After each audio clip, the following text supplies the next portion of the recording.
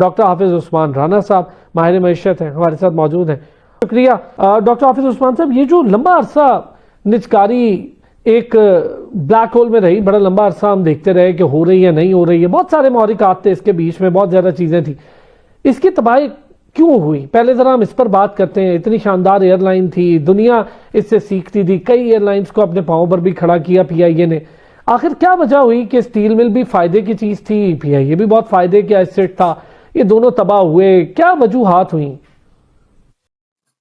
جی بہت شکریہ. دیکھیں، پی آئی اے کو جو 23 دسمبر 2025 کو نیلام کرنے کا فیصلہ اس لیے سامنے آیا ہے کہ یہ ادارہ برسوں سے، جیسے آپ نے ابھی ذکر کیا، بھاری خسارے اور قرضوں کے بوجھ تلے دبا ہوا ہے، اور جس کا سیدھا اثر جو ہے وہ قومی خزانے پر پڑتا رہا ہے. اگر آپ ماضی میں دیکھیں، اب حکومت نے اب اس کو بیچنے سے پہلے اس کی جو مالی حالت ہے اس کو قدرے بہتر شکل میں لانے کے لیے جو ڈیٹ ریسٹرکچرنگ کی، تاکہ خریداروں کے لیے یہ ایک قابل عمل کمپنی بن سکے، کیونکہ جس نے خریدنی ہے اس کو بھی دیکھنا ہے کہ اس کے کیا آگے اس کو پروفٹ ہوگا.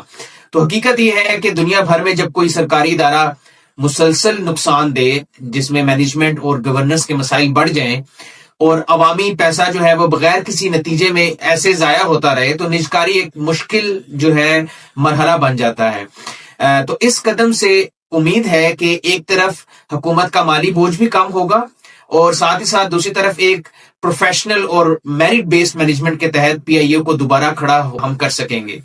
البتہ یہاں پہ ایک اور بات بہت ضروری ہے جو میں کرنا چاہوں گا، کہ اس عمل میں شفافیت ہو، اور جو ملازمین کے حقوق کا جو ہے وہ خیال رکھا جائے، اور خریدار کے لیے ایسی شرائط رکھی جائیں کہ وہ صرف منافع بخش جو اس کے روٹس جو ہیں وہ نہ چلائے جائیں، بلکہ ملک کے جو ڈومیسٹک فلائٹس ہیں اور عوامی جو ضروریات ہیں اس کو بھی پیش نظر رکھا جائے.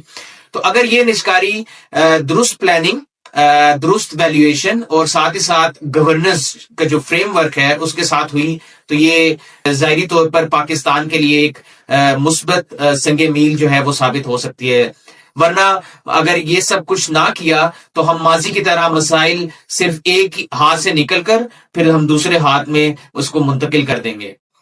صحیح بات ہے.